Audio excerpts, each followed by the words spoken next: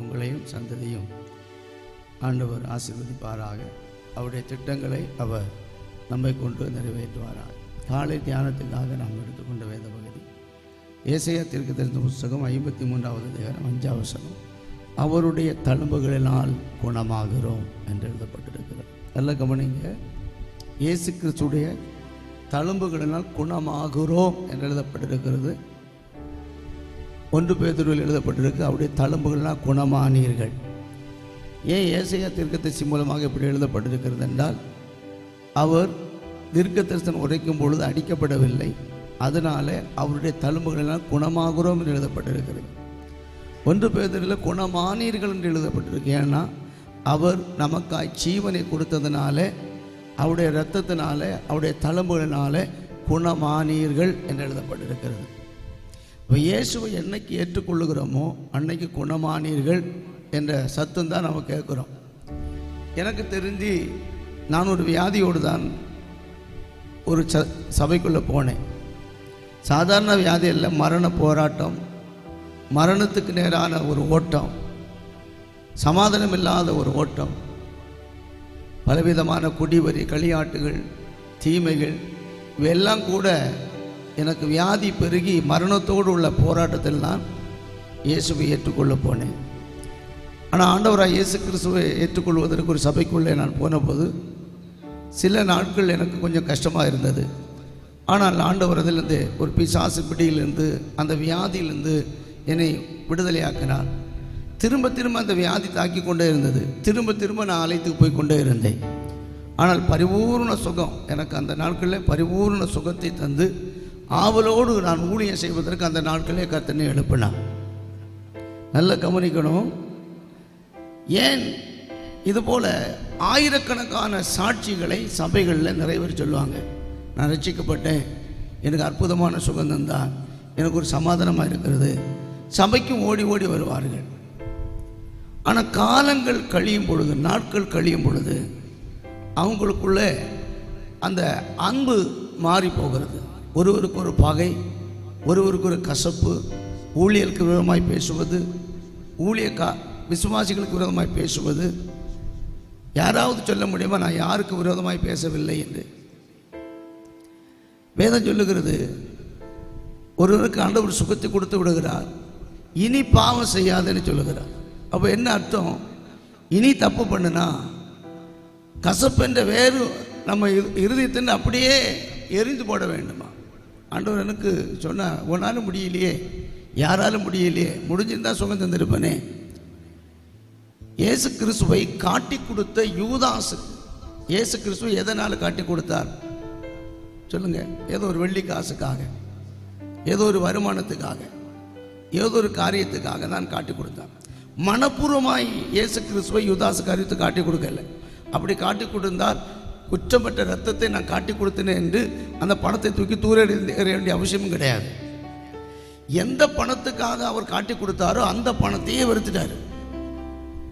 அவன் இயேசு கிறிஸ்து மேல அன்பு இல்லாமல் இல்லை, இயேசு கிறிஸ்து மேல அன்பு இருந்து சாத்தான் அவனுக்குள்ள புகுந்தபடினாலே அவன் காட்டி கொடுக்கிற இருதயம் உண்டாயிற்று. அவனுக்கு இயேசுவை குற்றப்படுத்துகிற இருதயம் உண்டாயிற்று.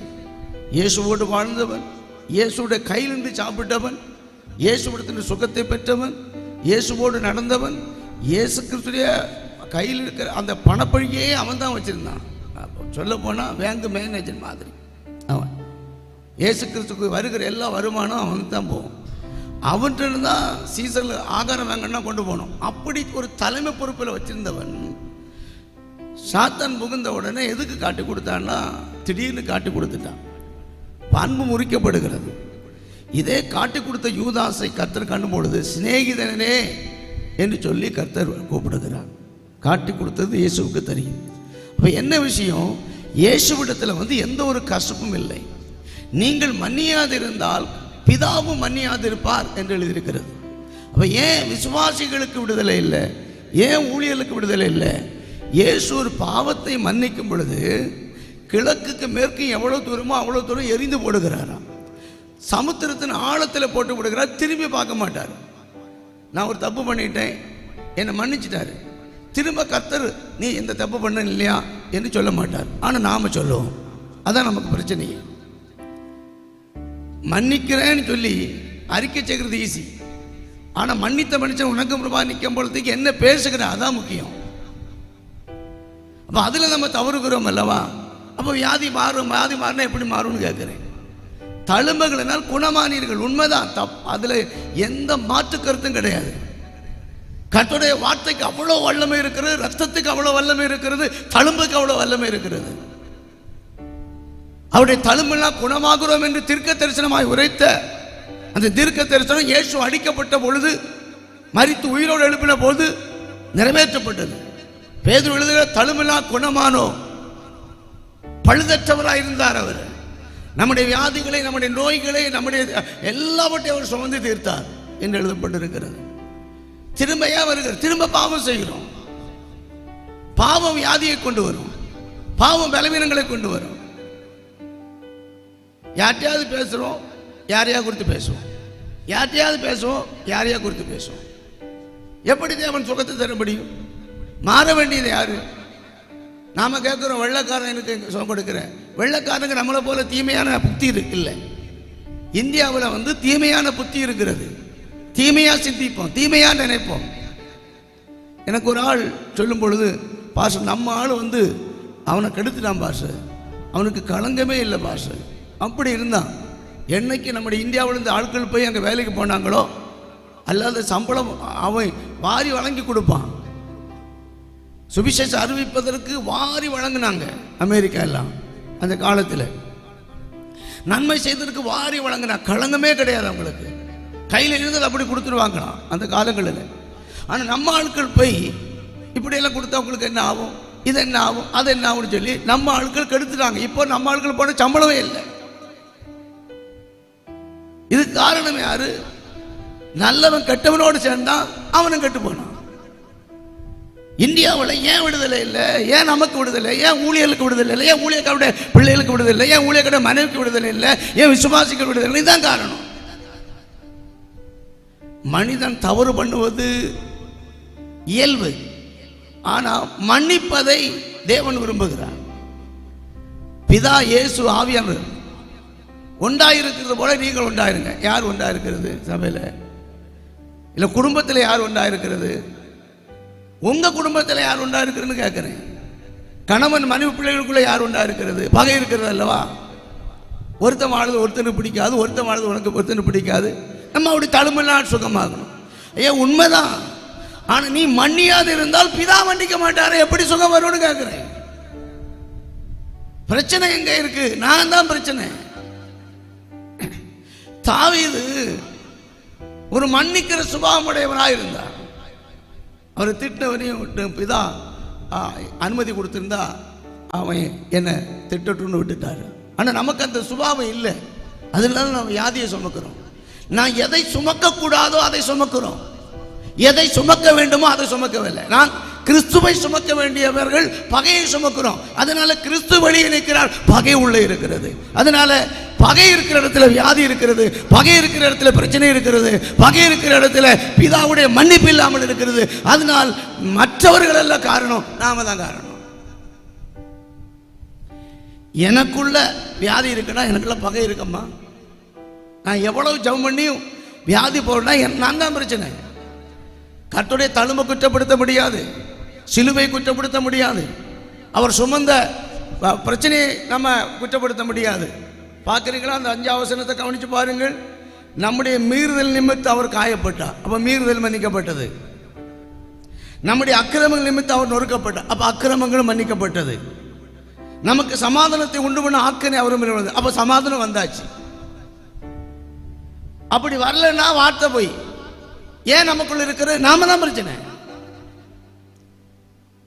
நாம் ஊமை போல இருப்போம், ஆனா நம்ம செய்கிற அட்டுழைத்த வெளியே தெரியாது. இப்ப கடவுளை மாத்திரம் குற்றம் செய்வோம். எப்படி மாற்றப்பட்டுன்னு சொன்னது எப்படி எனக்குள்ள வந்தது சொல்லுங்க? எப்படி எனக்குள்ள வர முடியும்? நான் தான் பிரச்சனை. அல்லேலூயா. திருவிழத்துக்கு முன்னாடி எல்லாரும் கை கொடுத்து ஒருவரோட மன்னிப்போம், வீட்டில் போய் அதை பேசுவோம். அவனை காணமோ பகை உள்ள இருக்கும், இல்லைன்னா யாராவது அவனை குறித்து பேசமோ அவன் அப்படிதான்னு பெல்லுவோம். அப்போ நான் குற்றவாளி தானே. குற்றப்படுத்துகிற நீ யாரான குற்றவாளி, நீ நியாய தீர்ப்பு தப்பித்துக் கொள்ள முடியாது. அங்கே அவன் குற்றம் தீர்த்தபடினாலே, நியாயம் தீர்த்தபடினாலே பைபிள் வச்சுட்டு அவன் குற்றத்துக்கு அவன் நியாயம் தீர்த்து கேட்ட தண்டனை வந்துட்டு, அப்போ வியாதி வந்துட்டு அர்த்தம். தழும்புகளினால் குணமானது உண்மைதான். பிரச்சனை இந்தியாவில் இருக்கிற ஊழியக்காரனும் விசுவாசிகளும் தான். கடவுள் மகிமையானவர். நேற்றைய தினத்தில் நீங்க யாரையாவது ஒரு ஆளை குற்றப்படுத்தா இருந்திருப்போமா? நம்ம சொல்லுங்க, ஒரு ஆளை சொல்லுங்க. ஒண்ணி மாமியாராச்சும் குற்றப்படுத்திடும், இல்லை மாமனாரை குற்றப்படுத்திடும், யாரும் கிடைக்கலன்னா பிள்ளைய குற்றப்படுத்திடும், ஏதாவது ஒரு ஆளை குற்றப்படுத்திடும். குற்றப்படுத்துகிற நீ யாராலும் போக்கு சொல்ல கிடையாது. அப்ப எப்படி வியாதியை நீங்கி நம்ம சுகமா இருக்க முடியும்? சொல்லுங்க, எப்படி வியாதி நீங்க முடியும்? வியாதியில் தான் சாகணும். ஏன்னா பிதா மன்னிக்க மாட்டான்னு சொல்லிட்டாரு. ஒருவர் நீங்க மன்னிக்காது இருந்தா, விசுவாச ஜெபம் சொல்லப்பட்டிருக்கு முதல்ல, ரெண்டாவது விண்ணப்பம் சொல்லப்பட்டிருக்கு. இந்த ரெண்டும் கேட்கப்படாததுக்கு காரணம் கீழே மன்னியாத சுபாவம்னு எழுதிட்டாரு. சொல்லுங்க பார்க்கலாம். காட்டி கொடுத்த யூதாஸ் ஏதோ ஒரு ஆதாயத்துக்காக, நம்மளும் சில ஆதாயத்துக்காக சிலவங்களை காட்டி கொடுத்துரும். நாம் தியானம் பண்ணி கொண்டிருக்கும் பொழுது மக்கள் காட்டி கொடுப்பது எதற்கு? ஆதாயத்துக்காக. என்ன ஒருத்தன் கனம் பண்ணணும், அப்ப நான் யாரையா காட்டி கொடுக்கணும், அப்பதான் என்ன கனம் பண்ணுமா அவன். மற்றவன் என்ன மதிக்கணும், அப்ப யாரையா நான் காட்டி கொடுக்கணும், அப்பதான் அவன் என்ன மதிப்பான், அவனை வெறுப்பான். நான் ஏதோ ஒரு தீமை பண்ணுகிறேன், அதனால வியாதியோடு அலைகிறேன், அதனால வேதனையோடு அலைகிறேன். தேவனுடைய மன்னிப்போ தேவனுடைய ஆசீர்வாதம் இல்லாதது காரணம் என்னது? தீமை செய்கிறவன் பிசாசினால் உண்டாகியிருக்கிறான், நன்மை செய்கிறவன் கர்த்தரால் உண்டாகிறான். நமக்கிட்ட தான் தீமை செய்கிற சுபாவம் தான் இருக்கிறது. அப்ப இயேசுவை புறக்கணித்து தீமைக்கு பிதாவை உள்ள வைத்திருக்கிறோம். இயேசுவை உள்ள வைத்தால் தீமைக்கு பிதா வெளியே போவான், நன்மைக்கு பிதா உள்ள வருவான். ரெண்டு பேரை நம்ம ஆதாயப்படுத்திக் கொள்ள முடியும். தீமை செய்தால் தீமைக்கு பிதா உள்ள இருப்பான், நன்மை செய்தால் நன்மைக்கு பிதா உள்ள இருப்பான். நாம் எந்த கனியை கொடுக்கிறோமோ, எந்த கனியை வெளிப்படுத்துகிறோமோ அவன் தான் உள்ள இருக்க முடியும். அல்லேலூயா. கரங்களை உயர்த்த அல்லேலூயா. ஆசைப்படவே வேண்டாம், சுகம் கிடைக்கணும். நீ மன்னிப்பு மற்றவங்களுக்கு கொடுத்து மறக்கிற வரைக்கும் நீங்களும் நானும் ஆசைப்பட வேண்டாம். என்னையும் சேர்த்தான் கருத்த காலையில் உணர்த்துக்கிறார். நீயும் அப்படிதான். பெரிய பெரிய ஊழியக்காரனாக இருந்தாலும் அப்படிதான். உனக்கு வியாதி போகலையா, உனக்கு மன்னிக்கிற சுபாவம் இல்லை, அதனால பிதா உன்னை மன்னிக்கல. மன்னிக்காத சுபாவம் சாத்தானுக்குரியது, மன்னிக்கிற சுபாவம் கிறிஸ்துவுக்குரியது. எதை நீ விதைக்கிறாயோ அதை தான் நீ அறுப்பாய். நான் வசனத்தை தியானிச்சுட்டேன், நல்ல பிரசங்கியாரு, நிறைய பேருக்கு கொடுக்கிறேன், 10 பேருக்கு கொடுத்து 10 பேரை பகைச்சு என்ன பிரயோஜனம்? எனக்கு பிரியமானவனுக்கு கொடுப்பேன், பிரியமில்லாதவனை பகைப்பேன். அப்போ பகை நீ யாரை பண்ணால் சத்துருவை சிநேகிங்கள், கைமார்க்கிறதா கடன் கொடுங்கள். தீமை செய்வர்களுக்காக உங்களுக்காக துன்பப்படுத்துறதுக்காக தீமை செய்ய ஜெபம் பண்ணுங்க. இது புதிய ஏற்பாடு சட்டம். அப்ப வியாதியை நாம ஏன் சுமக்கிறோம்? இன்னைக்கு இதை செய்தி கேட்டு வீட்டில் போய் அடுத்த குற்றப்படுத்த தான் போறோம். வியாதி மேற்கொள்ள தான் போகுது. ஏன் வசனம் இன்றைக்கு ஜீவன் உள்ளது. காலை வெளியில வந்து இருக்கிற தேவ பிள்ளைகளே, என்னை கேட்கிற தேவ பிள்ளைகளே, கர்த்தருடைய வசனத்தின்படி அவருடைய தழும்புகளாக குணமானோம் என்றால் குணமானோம் தான். ஆனால் நாம் மாற்றப்பட வேண்டிய காரியத்தை மாற்றி கிறிஸ்துவை நமக்குள், அதான் பவுல் சொல்கிறார், கிறிஸ்து உங்களுள் உருவாகிற வரைக்கும், வளருகிற வரைக்கும் கற்ப வேதனைப்படுகிறேன். உங்களுக்குள்ள கிறிஸ்து வளரணும், அதுக்கு தான் நான் பிரயாசப்படுகிறேன். கிறிஸ்து வளர்ந்துட்டார்னா, கிறிஸ்து நான் அல்ல, கிறிஸ்து எனக்குள்ள. கிறிஸ்து யாரையும் குற்றப்படுத்த மாட்டார். ஏன்னா குற்றப்படுத்த மாட்டேன்னு சொன்னவர் குற்றப்படுத்த மாட்டார். இப்ப கிறிஸ்து பாதி பாதி பிசாசு இருக்கலாம். பாதி ஜென்ம சுபாவம் பிசாசுடைய கிரிய, பாதி கிறிஸ்துடைய சிரியா. காட்டி கொடுத்த யூதாஸ் காரியத்தை அவன் பணத்துக்கு காட்டி கொடுத்த, அவனே குற்றப்படுத்தல கர்த்தர். அவனை குறித்து மறைமுகமா சொல்லிட்டு சீசர்களுக்கு அவன் காட்டி கொடுக்கவே இல்லை. ஏன்னா அவனை வெளுத்து கட்டிடுவாங்க இவனும், அதனால மறைச்சிட்டார். அவர் ஒருவர் என்னை காட்டி கொடுப்பான்னு சொன்னார். யார்? நானோ நானோ நானோ என்று சொல்லுகிறான். ஆனா அவங்களுக்கு அவரதை வெளிப்படுத்தவில்லை கர்த்தர். ஸ்தோத்திரம் பண்ணுங்க பார்க்கலாம். நம்முடைய ஆண்டவர் எவ்வளவு ஞானமாய், எவ்வளவு ஒரு பரலோகத்தின் தன்மையாய் நடந்தார் என்பதை கவனித்து பார்க்கணும். என்னை கேட்கிற தேவ பிள்ளைகளே, இந்த காலவெளியில் வந்திருக்கிற அல்லது ஆன்லைனில் கேட்கிற தேவ பிள்ளைகள், நம்ம புரிந்து கொள்ளணும், கர்த்தர் அல்ல குற்றவாளி, நான் தான் குற்றவாளி ஆண்டவரே. ஆனால் துன்மார்க்கனுடைய ஆலோசனை நிற்காத, அப்படி யாரையா குற்றப்படுத்துகிற பேசுகிறவங்கிட்ட நிற்காதன்னு சொன்னதுக்கு காரணம் தெரியுமா? நீயும் குற்றப்படுத்தி விடுவாய், நீ அதை விட்டு தப்பித்து கொள்ளணும். கழிந்த நாட்களில் ஒரு வேதேவ மனுஷன் சொன்னான், நீ எல்லாம் விட்டு உலகத்தை விட்டு இப்படிப்பட்ட பிரச்சனை இருந்து நீ விலகி இருந்தால் நீ ஆண்டவருக்கு என்று பெரிய காரியங்களை சாதிக்க தேவன் நம்மளுக்கு உதவி செய்வார். யார் என்ன சொல்லிட்டு போட்டோம், நீ விலகி இருந்தால் இதில் ஒண்டிக்கொள்ளாதபடி என்ன இருக்கு இல்லை, விலகி இருந்தால் நீ ஆண்டவருக்காய் பெரிய காரியங்களை சாதிக்க முடியும். சுகத்தோடு பலத்தோடு வாழ்வதற்கு தேவன் நமக்கு உதவி செய்வார். அவருடைய தழும்புகளினால் குணமானோம் என்று எழுதியிருக்கிறபடி இயேசுவை காட்டி கொடுத்தவர் இயேசு செய்த தவறுனால காட்டி கொடுக்கவில்லை, ஏதோ ஒரு ஆசையினால காட்டி கொடுத்தான், பணத்துக்காக. என்னை காட்டி கொடுக்குறவெல்லாம் எல்லாரும் செய்த குற்றத்தினால அல்ல, மற்றவங்கள்ட்ட நமக்கு ஏதாவது ஒரு கனம் கிடைக்க வேண்டும் என்று காட்டி கொடுக்குறவனை தவிர பைபிள் சொல்லுது, நீதிபதிகளையும் நிரபராதையும் காட்டி கொடுக்குற காலத்தில் இருக்கிறோம். நம்முடைய தேவ பிள்ளைகள் நம்ம ஆண்டவருக்குள் மகிழ்ச்சியாக இருப்போம், ஆண்டவருக்குள் சந்தோஷமாக இருப்போம். இப்படிப்பட்ட தீமைக்கு பிதாவுக்கு இடம் கொடுக்காதபடி நன்மைக்கு பிதாவுக்கு இடம் கொடுத்து, எந்த குற்றம் கிழக்கு மேற்கு வடக்கு தெற்கில் தூக்கி தூர் எடுத்து போட்டுட்டு அந்த சாத்தோடைய சுபாவத்தை கடலுக்குள்ள ஆழத்தில் போட்டு விட்டுட்டு நாம் நம்மை காத்து கொள்வோம், சுகமடைவோம். கர்த்தர் நம்மை ஆசீர்வதிப்பாராக. பரலோக பிதாவே, இந்த காலவேளையிலே நம்முடைய தழும்புகளினால் குணமானோம் என்று எழுதியிருக்கிறபடி எல்லாவற்றையும் சுமந்து தீர்த்தி வியாதியோடு நாங்கள் இருக்கிறோம் என்றால் நாங்கள் தான் குற்றவாளி. உம்முடைய வார்த்தை ஒன்றும் பொய் உரையாதது, நீதி உள்ளது. அந்த நீதி எங்களுக்குள்ள நிறைவேற்றப்படாத இருப்பதற்கு ஊழியக்காரனாகிய அடியனும் ஆண்டவரே ஜனங்களும் தான் காரணம். நாங்கள் மாற வேண்டிய பிரகாரம் மாறுவதற்கு எங்கள் பரிசுத்த ஆவியான உதவி செய்யும். எங்களோட ஆன்லைன் நினைக்கிற பிள்ளைகள் கவனித்து நடக்க உதவி செய்யும். சபை கவனித்து நடக்க உதவி செய்யும். மாற வேண்டிய பிரகாரம் மாற உதவி செய்யும். ஆசீர்வதித்து அனுப்புகிறேன் இயேசுவின் நாமத்தில் நல்ல பிதாவே. என் ஆத்துமாவே கர்த்தரை ஸ்தோத்திரி, என் முழு உள்ளமே பரிசுத்த நாமத்தை ஸ்தோத்திரி. என் ஆத்துமாவே கர்த்தரை ஸ்தோத்திரி. கர்த்தர் செய்த சகல உபகாரங்களை